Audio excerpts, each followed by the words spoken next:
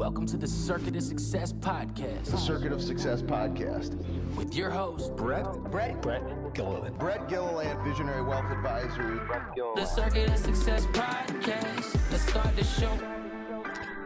Welcome to the Circuit of Success. I'm your host, Brett Gilliland. Today I've got Kevin Dougherty with me. Kevin, how you doing, my man? I'm doing great. How about you? I'm doing great. You're in Dallas, Texas, right? Yes, sir. It's where home is, and finally getting to spend some time at home. I mean, even after the season ended, we've been on the road everywhere, so it's definitely really nice just to be home and in place.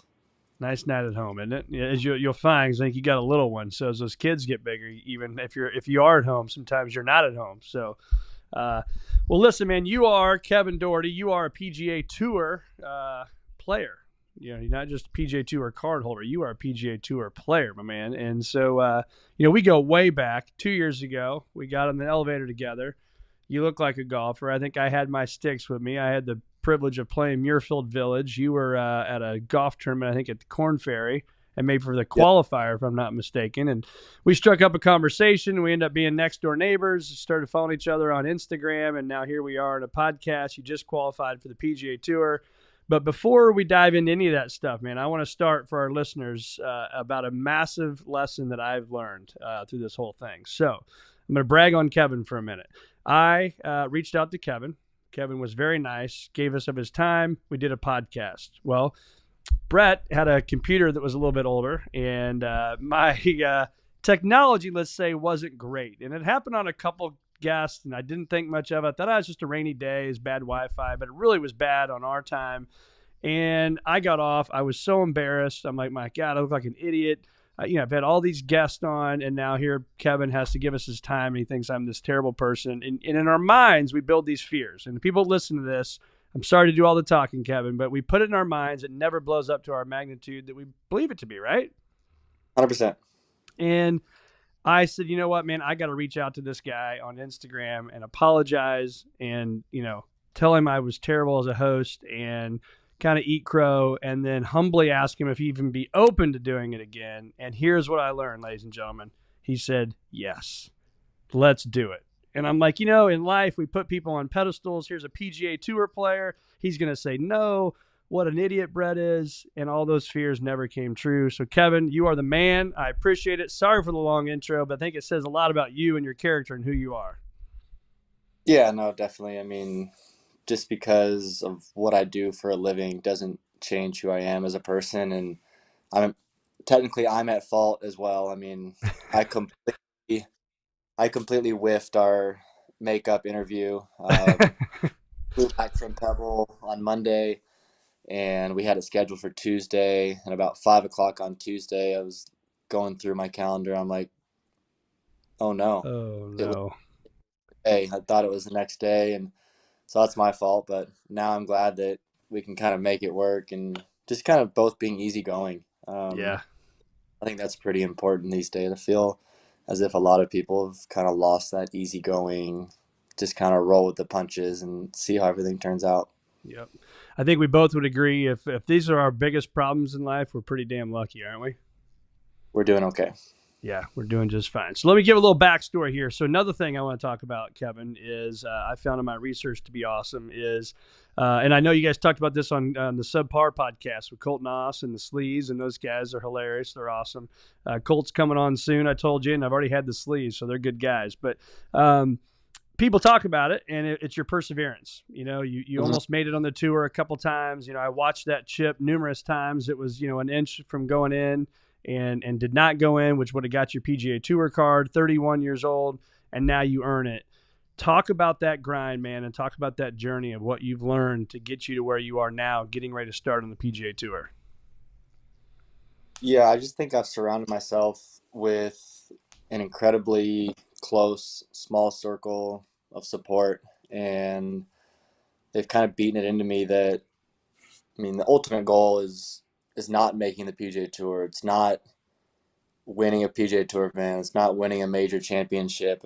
It's enjoying this journey and kind of learning as you go along the way. And I feel like I've done a job of that, and that's definitely been something that's kept me going, even in those really tough times, like 2018 when I finished 26, and the next year I had a pretty good chance and just made a debacle of the last hole. And just having a very positive set of parents, a positive wife, my brother, all my coaches, and then that small circle of friends that, I mean, I pretty much call my family.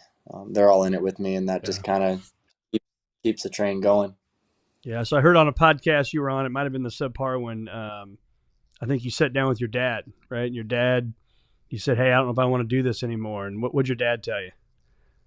Yeah, so that would have been the COVID year, and it was kind of like the wraparound season. So it was a long season. Yeah. Nobody really knew what was going to happen, if we were just going to stop playing again, if COVID spiked up again or whatever. So just kind of in a rut, and I felt like I was working hard, and I was traveling with two of my really good buddies that had kids. I didn't have a daughter at the time, and they were on the end of their careers, so they were talking about kind of wrapping it up, and I kind of fell into that a little bit. Like, Yeah. Easy to they, do.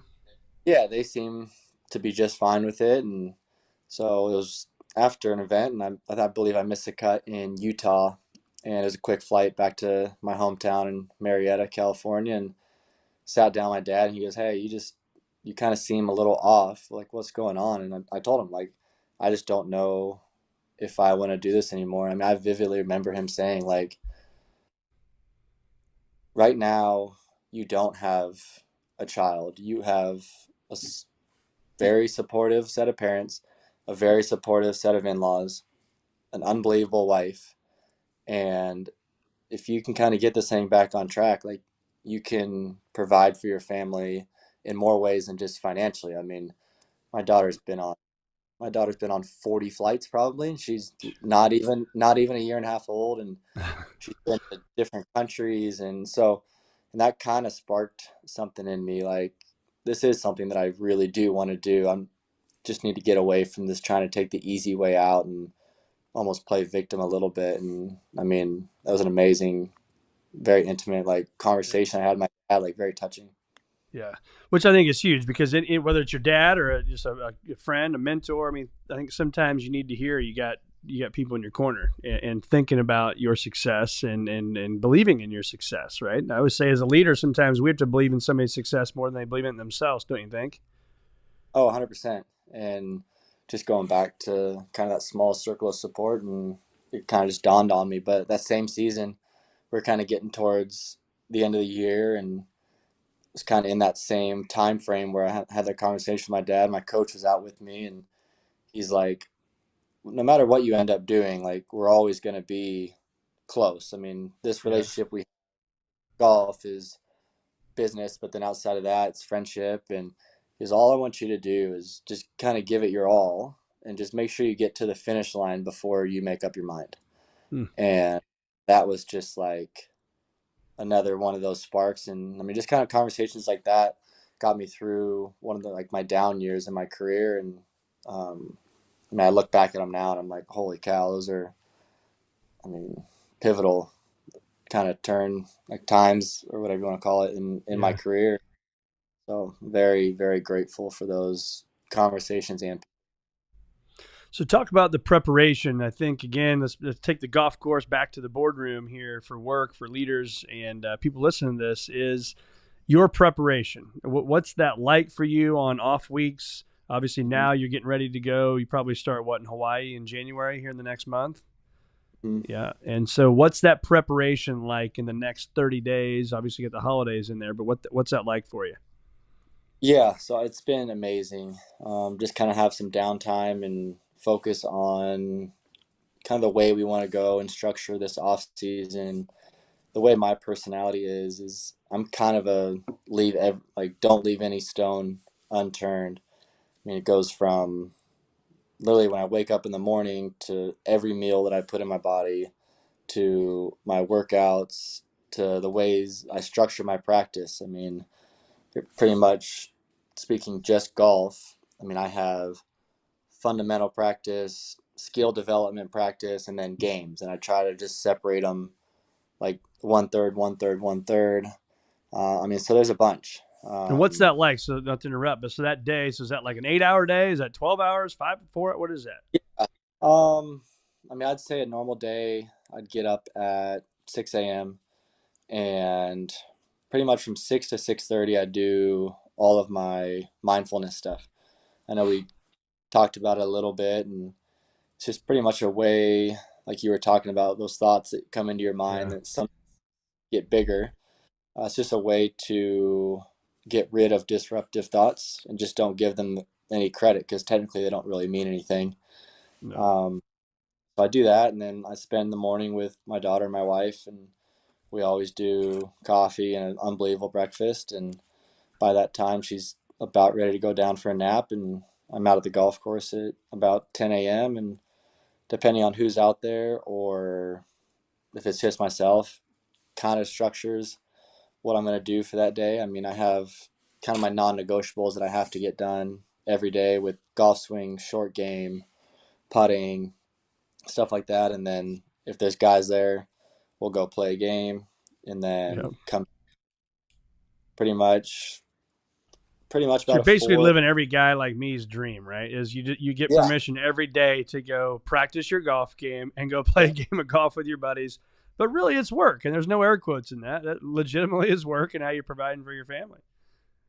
Yeah, it definitely is. And now I'll get home around 4:30, and I have a gym here at the house, and normally my wife works out with me at the same time. It's when my daughter's down for her second nap and Yeah. dinner, and I mean I'm pretty much asleep on the couch every night at 8:15. Dang. Bed at 9. I'm asleep by 9 if it's either on the couch and then I have to roll over into the bed, or I'm in bed pretty early. Yeah, another thing I heard too is, which I loved, and I thought this was really an abundant thinking, which is important, right, for anything, but is um, what you do on the road, even for your eating. I mean, how important that is for you, and kind of get detail with that if you want. But I think, Yeah. and they ask you like, that's not cheap, right? And it's not like, in golf, which is what I love about it and kind of don't like about it, is they're not signing you an $18 million a year contract and hoping you hit, 180 for the St. Louis Cardinals. You got to go out and earn it, right? But you are investing your dollars, extra dollars, into your food prep. So talk about that. Yeah, so the nutrition part kind of dawned on me. It would be my redshirt freshman year of college, and I got Oklahoma injured. State, by the way. Yep, I got injured in college. I fractured my L5, and I was out for the spring semester. And I'm like, this sucks. And Yeah. that's when I got fitness and nutrition. And I pretty much told myself that I'm never, under my control, I'm never going to get hurt again. If it's a small stabilizing injury that I could have avoided, like that's not going to happen in my book. And so I've just taken the deepest dive into it and found an amazing guy that I work with down in Encinitas, California. His name's Robert Yang. Very holistic. He has a very straightforward type of way of eating. And just to kind of give you a quick preview on that, I mean, pretty much his outline or overview of how he'd like you to eat is the easiest way to maintain blood sugar. And it's protein, fat, and fiber. So protein is coming from animal. He's massive into high quality, organically sourced, grass fed cows or pasture raised poultry, stuff like that, just Yeah. because the amino acids in it. You can't get the amino acids on a plant based diet versus this animal based. And I mean, Yeah. I felt amazing. And I literally wake up on the dot. I have the most energy throughout the entire day, and I just had to find a way to have that same thing on the road. So we just started renting houses every week, and I just cook every meal just because I can control every single thing that goes into it. I mean, if you go to a restaurant and if they were to actually show you what was in whatever in a steak and vegetables, I mean, there's going to be terrible oils they use with Yeah. it. There's probably going to be some sort of corn syrup or sugar on a sauce that they put on. I mean, so I'm just taking out all those factors and I just feel amazing. Yeah. I mean, what a commitment. So what do you do when you go to, I mean, obviously you got to go to events and, your Mhm. sponsors and you go to nice dinners and all those things. So, I mean, what do you do if you're at a nice high-end steakhouse? How do you order food? Yeah, I just go pretty much as plain as possible. I mean, I'll just get a very basic steak. I mean, say if we're going to a steakhouse, it would Yeah. be just a very basic steak, no sauce or anything like that, and Yeah. just get steamed vegetables. And normally, sometimes I'll have a baked sweet potato or just white rice or just something kind of easy like that, and just keep it very simple. I mean, Okay. like I don't eat any dairy, gluten, refined. Like I don't eat any refined sugar. I'll eat fruit, but no added sugars or anything like that. And fortunately, I think I got this gene where I don't like the taste of any sort of alcohol. Okay. So, I mean, I've tried literally great bottles of wine and high end tequila, and it all just tastes like gasoline to me. It's like, oh, this burns. Yeah. So So I no just, bourbon for you, huh? yeah, no bourbon for me. I mean, I just avoid it, all of it completely. So, That's awesome. That's yeah. awesome. Good for you. Talk about growing up. I think it's important. You and Ricky Fowler have a relationship, right? Both from the same hometown, Oklahoma State University. Talk about that. And I know you probably kind of right behind me here.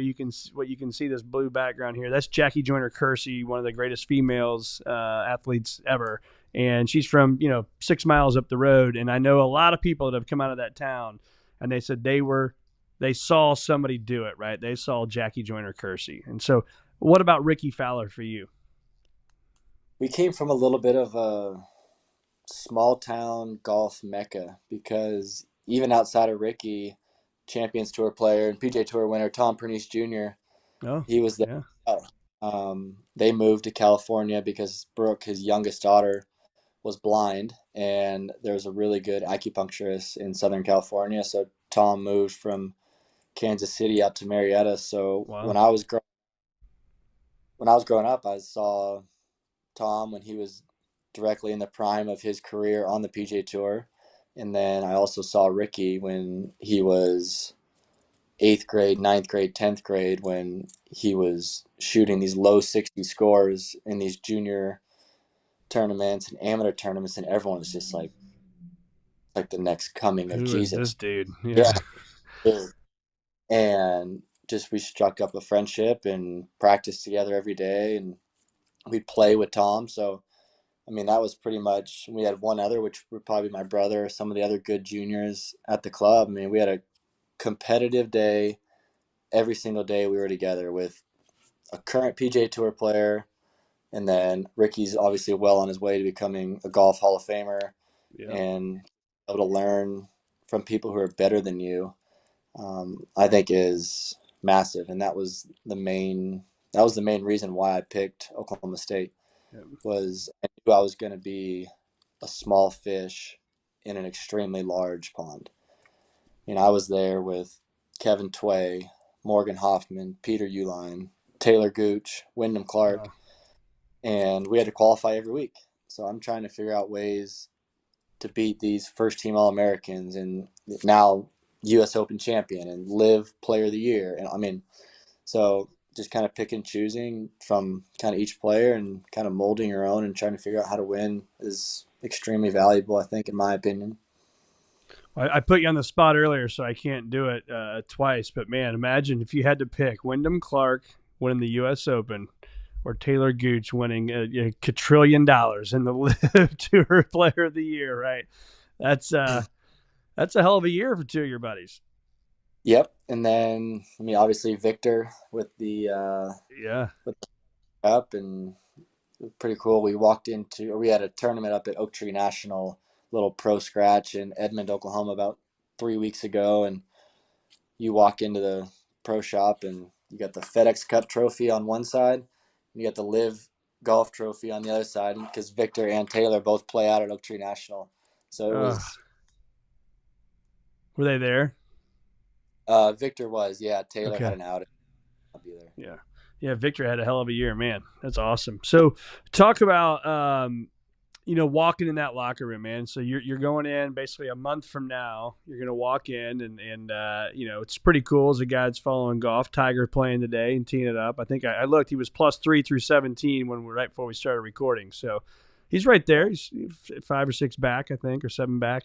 But cool to see him back out there. But walk through, and I know you've played in PGA Tour events, so maybe it'll be different for you now. But as a PGA Tour pro, walking into that locker room, man, what's that going to be like for you, and how do you keep your game face on?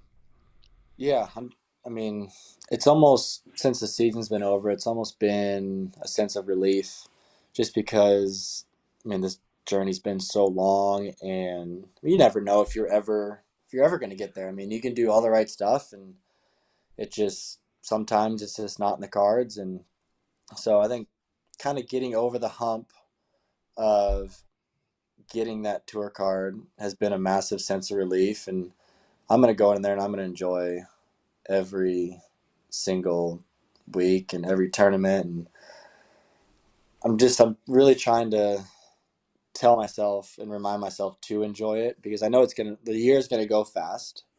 I mean, nothing's guaranteed. I mean, I could play 1 year, I could play 25 years.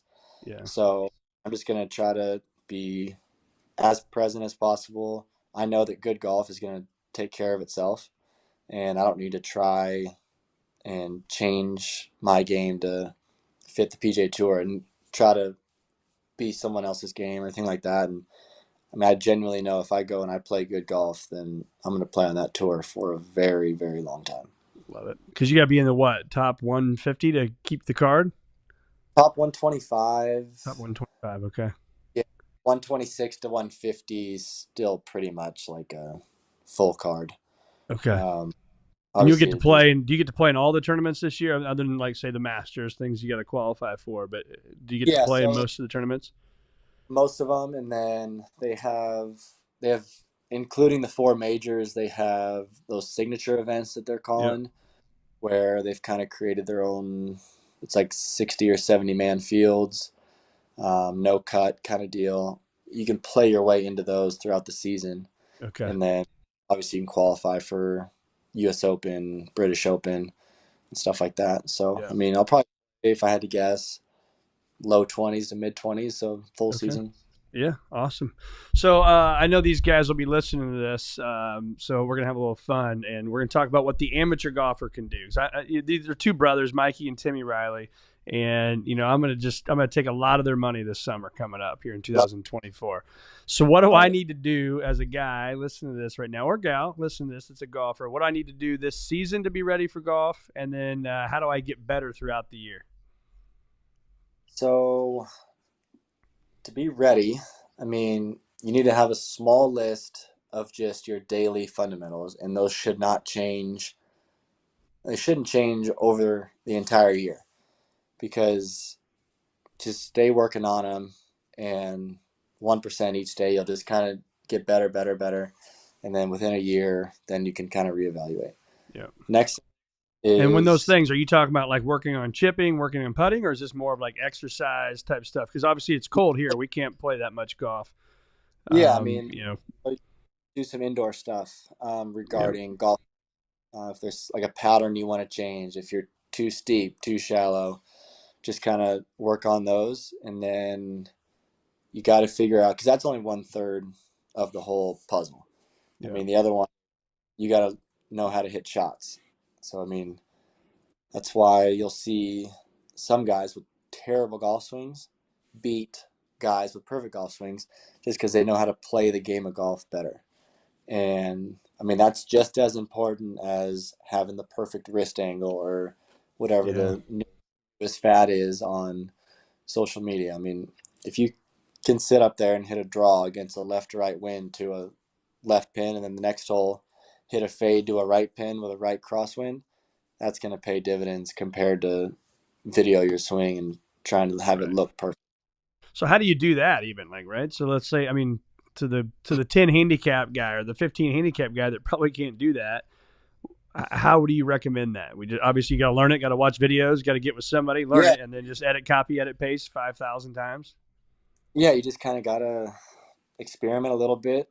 I mean, when you do have that time to go to the range, I mean, try to make it fun. I mean, don't hit 7-iron 25 times at the same flag on the range. I mean, hit a cut 6 to it and then grab your 8 and try to hook the 8 on. I don't care if it hooks 50 yards, but just try to figure out how to play golf and then go to a different flag. And I mean, I would challenge anyone to not hit the same club twice to the same target during a practice session, and I bet their golf would get so much better.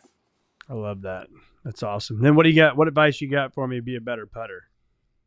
Better putter. Well, do you have bad speed, or is it more of No, reading? I'm good lagging wise. It's just, that 8-foot putt, that 10-foot putt I miss, probably. Well, my problem is I probably think I should make every one of them. In reality, I probably make about 30% of them, right? But Yeah. it seems like that's my game, and I'm solid from tee to green, and then I can't hit the broadside of a barn when I don't read putts very well. Yeah. So, I mean, I have a daily putting green reading drill that I think is incredible, and it's very simple. So all you need is 2 dimes and pretty much a Sharpie. So same thing, random. We're only going to hit one putt from the same spot. And for example, say you're 10 feet on the putting green. Yeah. Ball down, just put a little black dot behind the hole to mark your spot. Get behind it, however you need to read it, however you do it on the course, do that. Put the black dot behind the ball or behind the hole? Behind the ball, Okay. Yep. just so after you hit your putt, you don't lose your spot. Got it. So then, however you need to read the green, read it. And then about halfway between you and the hole, take your 2 dimes about a putter head width apart.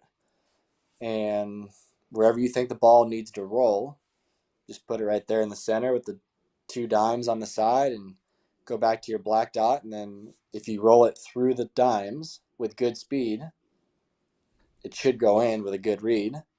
Yep. So if you roll it through the dimes and it misses, then you know that it's a bad read. So now you're constantly working on green reading. So if you were to do that 9 holes a day, 9 different putts, uphill right to left, downhill left to right, all different distances, I mean, it's impossible not to get better at green reading. Maybe I just edit this part out and don't let Mikey and Timmy and all my buddies hear this. Is that, No, we'll let it go. We'll let it go. I think that'd be good. I mean, exactly. I understand too. I mean, it's tough for guys that are getting out of the house once or twice a week and show up. I mean, you show up 35, 40 minutes, grab a drink, hit some balls, hit 5 putts, and then go. I mean, yes. And sometimes just grab a drink, don't hit balls, put the phone down, tee off, grab the phone and walk, and you meet your buddies on the first green. You're finishing a call or something. But that's awesome. Talk about, I mean, you got one of my old buddies, one of my old college buddies is at your country club, Tony Romo. Little did I know that Tony Romo was going to be the Dallas Cowboys quarterback and make hundreds of millions of dollars on CBS as a sportscaster. But played a lot of basketball with Tony in college, and he probably could have been on our golf team, but he was not, and because he was too busy playing football. So you got Tony Romo, Will Zalatoris, and the guys. That's who you're playing golf with and having games with, right? Yeah, I mean, fortunately, Merido has an unbelievable membership. I mean, everyone from kind of all the big sports around Dallas is a member there. Yeah. Pavelski, player. We got Ian Kinsler, who played in the MLB, and Romo, and there's 20 pros. Martin Flores, Sebastian Munoz, Taylor Moore, PGA Tour winner, Davis Riley winner. And we're all pretty much on the same schedule, so it's very, very easy to get a game, and that's kind of the easiest way to recreate tournament feels when you're playing Romo with infinite money against. Right, exactly. And wanting strokes too. He's wanting to pop on how many holes. Oh yeah. No, he definitely tries to win the bet on the first tee. He's not good a negotiator, are you? So, I mean, if you and Will Zalatoris are going out, this is another one I joke with some of my buddies about, and this guy Pete, we always joke, and I'm like, if Tiger and Rory are going out playing golf, you really think they're negotiating on the first tee who's getting pops? I'm like, no, they go play golf, and best man wins. Stop asking for strokes, And so I assume that's the way it is. Am I correct in saying that? You and Will Zalatoris don't talk about pops on the No, first tee box. no, absolutely not. Like, no, I wouldn't Thank you. ask. Thank you, I Kevin. would. I wouldn't ask Tiger. I wouldn't ask whoever the number. Scotty. I mean, Scotty's out there a lot. Like, no, when you're in this professional golf Or era, amateur golf, and you just want to take it to your buddies. If you're a 3 handicap and I'm a 1 handicap, I shouldn't have to give you 2 pops. I agree. Yeah. I mean, Thank you. I would say from mini tours to pretty much if you're playing every single major every single year, you never ask for pops. Some guy that just came out, you're signing up for professional golf. Like if you're asking for pops, like you're probably in the wrong industry. You gotta have the faith that you can go out and you can just drum these guys. Yeah, I love that. It's So kind of like when I was in my, I think, mid-20s and I was looking for a new car. I thought I was a successful hot shot, and I asked the car dealer guy, I said, what's the miles per gallon for this on gas on this Escalade? And the guy goes, I don't know. He goes, the people that buy them don't ask that. And I go, great idea. I'm out. See you later. Thanks yeah, for your help. Don't need pops. So, last few stuff we're going to talk about, but a cool story, man. And I think about putting yourself in the right spot. Justin Timberlake, tell us that story. You talked about that last time when we recorded, and tell me that story. yeah. So just golf being such a small world. Grayson is one of my sponsorships for clothing, and Great I'm close. stuff, by the way. Unbelievable. And I'm close with Morgan Hoffman, and who started Grayson after leaving Polo. And we just kind of went on a boys' trip up to New York. Morgan has his own single engine Piper Mirage, so we kind of flew around the country and played all some like great golf spots and everything like that. And we stopped up in New York where Charlie Schaefer, who's also another big name in Grayson, designer from RLX that went to Grayson. So we're going to play golf with him, and he kind of had the relationship with Justin, and we're going to play Liberty National. So we show up the next day. I mean, I'm just thinking it's me, Morgan, and Charlie, and show up, and yeah, the fourth was Justin Timberlake. Like, holy shit. Yeah. So we're playing golf, and he was amazing. He was a complete boy's boy, having fun, shooting the shit, just kind of doing everything that you and your buddies would do. Yeah. And as kind of the round was coming to an end, he was just saying, hey, like, if y'all ever want to come to a concert, let me know. And so he like gave us his phone number. I'm like, wow, like, thinking, yeah, it's probably his manager's phone number or the person who deals with tickets or whatever. So probably 3 or 4 months go by, and I see that he's playing right here in my backyard in Dallas. So I'm like, oh, I'll give it a shot. Text him, hey, dude, I see that you're playing in Dallas. Never been to a concert. I'd love to come. I mean, within a minute, he responds, hey, dude, absolutely. We'll get you set up, friends and family passes, all this. Bam. So that was amazing. And had an awesome time. Got to see him after the show. His wife was there. Him and my wife got to meet, talked. And it was just amazing. Like, just completely normal, down to earth. Couldn't be better. Fast forward maybe 3 or 4 months, we had some off time in our Corn Ferry schedule, and I was out in Scottsdale, and kind of his tour was going right through there. And I had a couple buddies with me. I said, hey, you guys want to go to a concert? They said, yeah. So same thing. Like, hadn't talked to him since maybe the day after he played here in Dallas, just saying thanks or whatever. And hey, I'm in Scottsdale. See that you're playing. I'm here for like a week or so. Like, let's get together. Bam, immediately. Got you. It was during spring training, so that everyone was there. And I mean, I'm sitting there watching JT perform next to Mike Trout and Kershaw, and Jeez. yeah, I'm just like, what is going on? Like, I'm just keeping And my cool, act like this is normal. yeah, exactly. So kind of same thing after, like, as the show starts to wind down, like they kind of filter us just kind of into like a big like room, kind of where he hangs out after. And That's when Aaron Rodgers was there and Dayton Danica Patrick at the time, and Mm-hmm.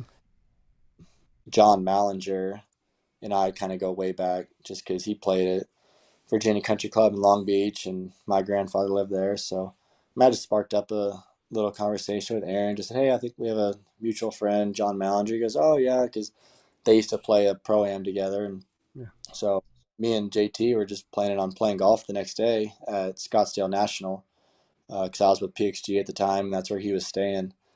And he just invited Aaron, and so show up the next day, and on the first tee, it's myself, Justin, Aaron, and Justin's manager. And I'm just hanging out with the who's who. And I mean, Right. the best part that I've been around guys of that stature that absolutely suck. And like, Yeah. I'm like, oh, whatever. Like, you're not worth my time. And I mean, I couldn't be like more truthful when I say Aaron and JT are just so down to earth, genuine, and just kind of actually care about like the people they're around. So That's awesome. Well, it looks yeah, like Aaron Rodgers may be coming back, man. How cool would that be? I mean, after tearing your yeah, Achilles, it's impressive. I mean, it's inspiring kind it of is. work that he's doing, and the power of the mind. And I mean, it's wild. I hope that he can come back and I mean somehow have the Cinderella story and turn those Jets around and do Yeah, something it'd be special. amazing. So last topic here is you said the power of the mind, and I was actually going to mindset. So again, whether I'm on the golf course and I'm frustrated, and I'm at work, I'm frustrated, or at home, you can be frustrated. What are some of the kind of the practices you do to stay mentally strong? Because mental performance is key in no matter what area of life, right? So what do you do to stay mentally strong and maybe not get too high, too low, no matter what moment you're in?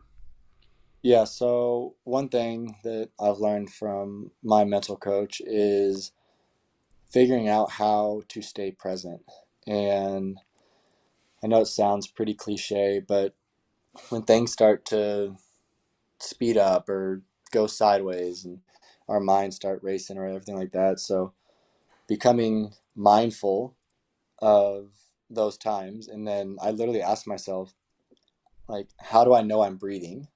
Because if I know that I'm breathing, like if I focus on, like for me, like I feel like the air going in my nostrils and then out, like I am so dialed into this present moment that everything else kind of, the waves start to get smaller and smaller from like the outside Yeah. of what I'm kind of going through. So if it's from frustration or if I'm in contention, I mean, I'll do it multiple times around. I mean, multiple times a hole if I need to. Just And walk into a shot, breathing, focusing. yeah, exactly. I mean, just stuff that you can control. So I'd say that would be one of them. And then just daily mindfulness practices. So, like this morning, I wake up and I pretty much set my alarm for anywhere between 5 to 7 minutes and close my eyes. And I literally try to see every thought that comes into my mind. And I don't act upon it or judge it or anything like that. Just pretty much like waves in the ocean. Just a thought comes in and then it goes out, and just not giving any And thoughts that's or feelings. sorry to interrupt, but that's oh my shoulder hurts. It's okay, don't say anything. It's I got to do this thing today. I got to run this errand. I got to practice this way. I got this meeting later. Mm, Don't think. Don't yeah. judge. Let it go. Yep. Yep. It just kind of gets you in like the being mode of mind rather than always trying to do something and trying to control this and trying to control that. And because if you try to control too much, then Yeah. then you feel like you like are almost out of control. Like this first time something falls off a shelf, I mean, you're triggered. Or so there's definitely a balance between what you can control and what you cannot control. Yeah. Yeah. Solid. Solid. Being in the moment, man. It's also I find myself you go out, maybe you birdie 1 and 3, and you're like, all right, man, I'm 200, man. If I do that, and it's like you already start thinking about that. For us guys, if I'm gonna go out and have a chance to shoot 68, I'm like, holy crap, but then I'm like, I got to stay present. The next swing matters. Don't worry about where I'm at the end of the round. And I try to Yeah. do that, but and I'm getting better at it, but as soon as my mind starts going there, and it's like, crap, there's a double bogey. It just takes all focus away. It's crazy. Yeah. I mean, that's why literally learning how to be incredibly present is so powerful, because, I mean, what you did 2 holes ago is completely irrelevant to this shot. Yeah. And then if you're worrying about screwing it up, like, you've already casted this pretty much this future that you think you should be in, Yeah. rather than just staying present and just dealing and living with the outcome. Yeah. I keep saying last question. I'm just curious, a guy like you, I just picked up a 60-degree wedge this past year. I've never done that my whole career of playing golf. But what wedges do you use? I use Vokey. Okay, that's what I use. Yeah, Vokey 60, 56, 52. And a fun little story actually about Vokey is, so Aaron Dill is the head, pretty much Bob Vokey's right-hand man on tour. Okay. And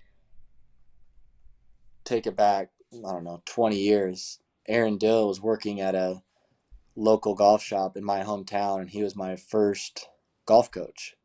No way. And yeah, now he's building wedges for all these major champions and buddies of mine that obviously are out winning and stuff like that. And if Aaron gets brought up, I'm like, oh, he's my first golf coach, and guys are just like, what? Blown away. So golf's such a crazy small world. That's small. My 13-year-old's pumped, man. My mom and dad got him a 52, a 56, and a 60 Vokey for Christmas this year, and he just cannot wait to get those bad boys. So, man, I could keep talking golf all day long, but man, you are going to be you're going to have a big fan. We're going to be watching you, man. We're going to be rooting you on, and maybe I'll come out and see you this year on tour. But hang with me while I turn this off. But thanks so much for being on the Circuit of Success. Yeah, thanks again. Glad we could do it.